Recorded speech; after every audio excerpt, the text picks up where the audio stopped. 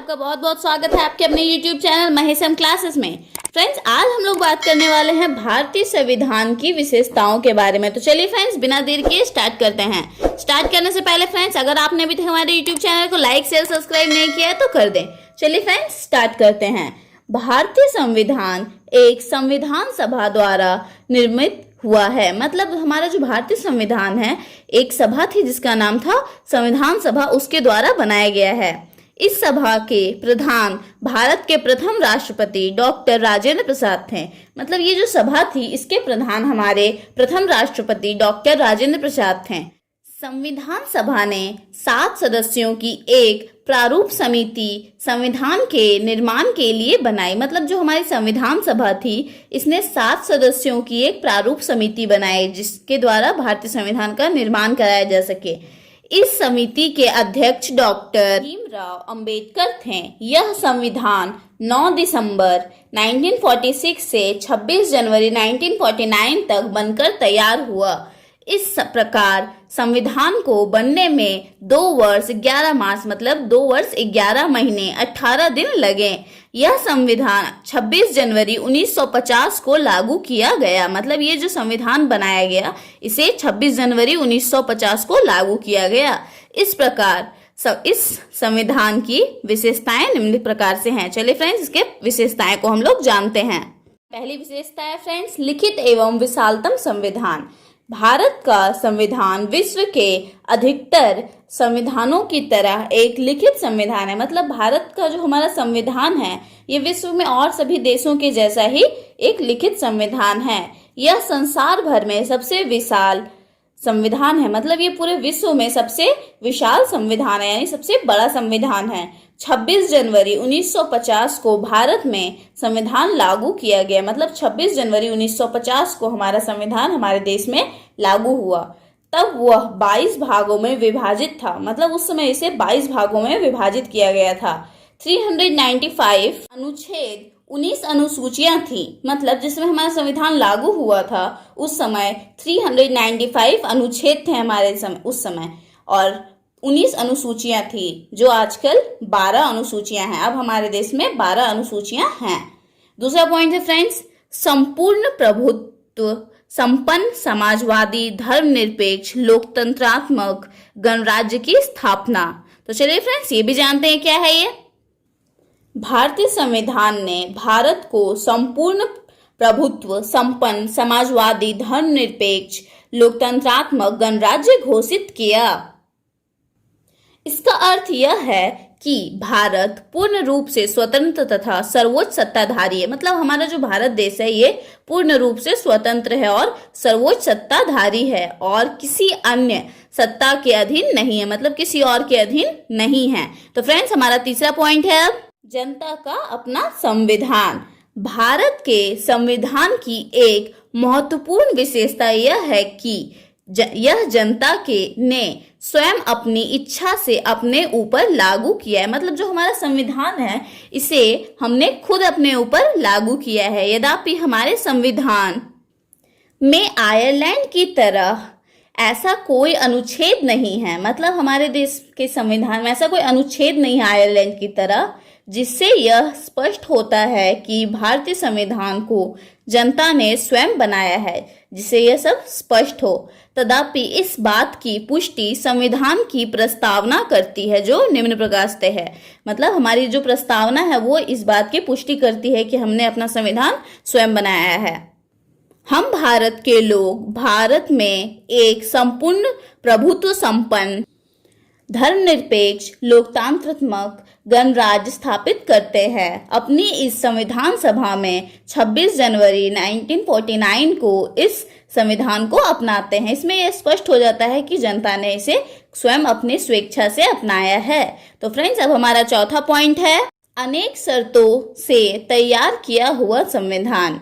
हमारे संविधान की यह भी एक विशेषता है कि इसमें अन्य देशों के संविधान के अच्छे सिद्धांतों तथा गुणों को सम्मिलित किया गया है। मतलब हमारा जो संविधान है, इसमें ये इसकी गुणता है, ये विशेषता है कि इसमें अन्य देशों का भी संविधान के अच्छे सिद्धांतों और गुणों को सम्मिलित किया गया है। हमारे संविधान निर्माताओं का उद्देश्य एक अच्छा संविधान बनाना था। मतलब हमारे जो संविधान निर्माता थे उनका उद्देश्य था एक अच्छा संविधान बनाना। इसलिए उनको जिस देश के संविधान में कोई अच्छी बात दिखाई दी उसको उन्होंने संविधान में शामिल कर लिया। मतलब हमारे देश के जो संविधान बनाने वाले लोग थे उन्होंने सारे संविधानों को पढ़ा और दूसरे देशों के, और उनमें से उन्हें जो अच्छी बातें दिखाई दी उसको उन्होंने हमारे संविधान में शामिल कर दिया। संसदीय शासन प्रणाली को इंग्लैंड के संविधान से लिया गया है। मतलब जो हमारे देश में संसदीय शासन प्रणाली है इसे हमने इंग्लैंड के संविधान से लिया है। संघ प्रणाली जो है वो अमेरिका से हमने लिया है, तथा राज्य के नीति निर्देशक सिद्धांत हमने आयरलैंड के संविधान से लिया है। इस प्रकार भारत का संविधान अनेक संविधानों के गुणों का सार है। मतलब जो हमारा संविधान है ये बहुत सारे संविधानों के गुणों का सार है। फ्रेंड्स, हमारा 5वां कारण है संविधान की सर्वोच्चता। भारतीय संविधान की एक अन्य विशेषता यह है कि देश का सर्वोच्च कानून है। मतलब जो हमारा भारतीय संविधान है ये पूरे देश का सर्वोच्च कानून है। कोई कानून या आदेश इसके विरुद्ध जारी नहीं किया जा सकता। मतलब कोई भी कानून हो या आदेश हो या किसी का भी, वो इसके विरुद्ध जारी नहीं किया जा सकता। सरकार के सभी अंगों को संविधान के अनुसार कार्य करना पड़ता है। मतलब हमारी जो सरकार के सभी अंग होते हैं इनको संविधान के अनुसार ही कार्य करना पड़ता है। यदि संसद कोई ऐसा कानून पास करती है जो संविधान के विरुद्ध हो या राष्ट्रपति ऐसा कोई आदेश जारी करते हैं जो संविधान के साथ मेल नहीं खाता, तो न्यायपालिका ऐसे कानून और आदेश को अवैध घोषित कर सकती है। मतलब अगर राष्ट्रपति या संसद भवन से कोई भी ऐसा बिल पास हो जाता है, कानून पास कर देती है, तो उसे न्यायपालिका अवैध घोषित कर सकती है। अतः संविधान सर्वोच्च है। मतलब संविधान ही सर्वोच्च माना जाता है। धर्मनिरपेक्ष राज्य। भारत के संविधान के अनुसार भारत एक धर्मनिरपेक्ष गणराज्य है। मतलब जो भारत हमारा देश है यह एक धर्मनिरपेक्ष गणराज्य है। 42वें संशोधन द्वारा प्रस्तावना में धर्मनिरपेक्ष शब्द जोड़कर स्पष्ट रूप से भारत को धर्मनिरपेक्ष राज्य घोषित किया गया। मतलब 42वें संशोधन के द्वारा प्रस्तावना में धर्मनिरपेक्ष शब्द को जोड़ दिया गया, जिससे यह स्पष्ट हो गया कि भारत धर्मनिरपेक्ष राज्य है। धर्मनिरपेक्ष राज्य का अर्थ है कि राज्य का अपना कोई धर्म नहीं है। मतलब कोई भी राज्य का अपना स्पेशली कोई धर्म नहीं है और राज्य की दृष्टि से सभी धर्म समान है। मतलब राज्य की दृष्टि से सभी धर्म इक्वल है, बराबर हैं। नागरिकों को धार्मिक स्वतंत्रता प्राप्त है। मतलब नागरिकों को सभी तरह की धार्मिक स्वतंत्रता प्राप्त है और वे अपनी इच्छा अनुसार किसी भी धर्म को अपना सकते हैं। उनके अनुसार अपने इष्ट देव की पूजा करते हैं, अपने धर्म का प्रचार करते हैं। मतलब किसी को भी सब चीज के लिए छूट है। प्रचार करने के लिए, अपने इष्ट देव की पूजा करने के लिए सभी चीज के लिए छूट दी गई है। अनुच्छेद 25 से 28 तक में धार्मिक स्वतंत्रता प्रदान की गई है। और हमारे संविधान का 7वां विशेषता यह है कि यह लचीला तथा कठोर संविधान है। भारत का संविधान लचीला भी है और कठोर भी है। यह ना तो इंग्लैंड के संविधान के भांति अत्यंत लचीला है और ना ही अमेरिका के संविधान की भांति कठोर है। मतलब जो हमारा संविधान है ये इंग्लैंड के संविधान की तरह बहुत ज़्यादा लचीला नहीं है और ना ही अमेरिका के संविधान के जैसा बहुत कठोर है। संविधान कठोर और लचीला दोनों ही है। मतलब हमारा संविधान बहुत ज़्यादा कठोर भी नहीं है तो बहुत ज़्यादा लचीला भी नहीं है। संघात्मक संविधान परंतु एकात्मक प्रणाली की ओर झुकाव। यद्यपि हमारे संविधान में किसी अनुच्छेद द्वारा संघ शब्द का प्रयोग नहीं किया गया है, फिर भी भारतीय संविधान संघात्मक सरकार की स्थापना करता है। मतलब हमारे संविधान में कहीं पे भी संघ का स्थान नहीं किया गया, संघ शब्द का प्रयोग नहीं किया गया है, फिर भी यह संघात्मक सरकार की स्थापना करता है। संविधान की धारा 1 में कहा गया है कि भारत राज्यों का एक संघ है। इस समय भारत में 28 राज्य और 7 संघीय क्षेत्र हैं, जिसमें राष्ट्रीय राजधानी क्षेत्र दिल्ली भी शामिल है। संसदीय सरकार। भारतीय संविधान में भारत में संसदीय शासन प्रणाली की व्यवस्था की गई है। राष्ट्रपति संसद का अध्यक्ष है, मतलब हमारा जो राष्ट्रपति है वो हमारे संसद का अध्यक्ष है, परंतु उसकी शक्तियां नाम मात्र है, मतलब उनकी जो शक्तियां हैं वो नाम मात्र है, वास्तविक नहीं।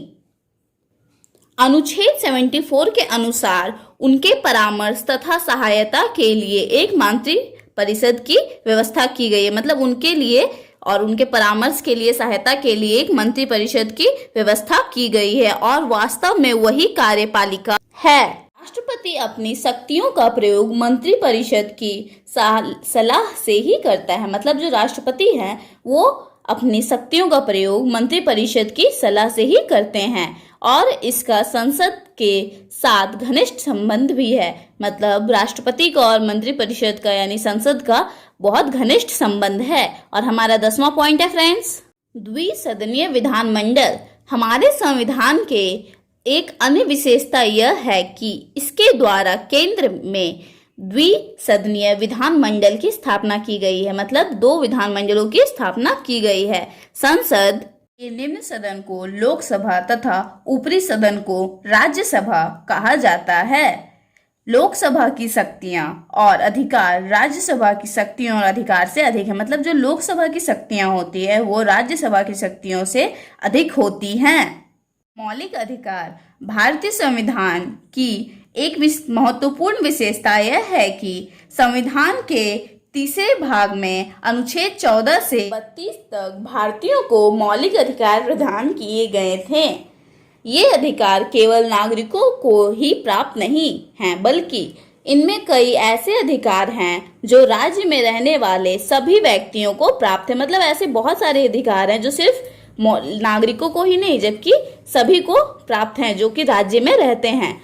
44वें संशोधन से पूर्व संविधान में दिए गए मौलिक अधिकारों को 7 श्रेणियों में बांटा गया था, मतलब 44वां संशोधन जो हुआ इससे पहले मौलिक अधिकारों को 7 श्रेणियों में बांटा गया था, परंतु 44वें संशोधन के अंतर्गत संपत्ति के अधिकार को मौलिक अधिकारों के अध्याय से निकालकर कानूनी अधिकार बनाने की व्यवस्था की गई। मतलब जो 44वां संशोधन हुआ उसके अंतर्गत जो संपत्ति का अधिकार था उसे मौलिक अधिकारों से निकाल दिया गया तथा उसे कानूनी अधिकारों में व्यवस्था की गई, उसे उसमें डाल दिया गया। अतः 44वें संशोधन के बाद 6 मौलिक अधिकार रह गए जो इस प्रकार हैं। पहला है फ्रेंड्स समानता का अधिकार, दूसरा स्वतंत्रता का अधिकार, धार्मिक स्वतंत्रता का अधिकार, सांस्कृतिक तथा शिक्षा संबंधी अधिकार, शोषण के विरुद्ध अधिकार, संवैधानिक उपचारों का अधिकार। फ्रेंड्स आज की इस वीडियो में बस इतना ही। हमारे साथ जुड़े रहें, लाइक करें, शेयर करें, सब्सक्राइब करें। Thanks for watching.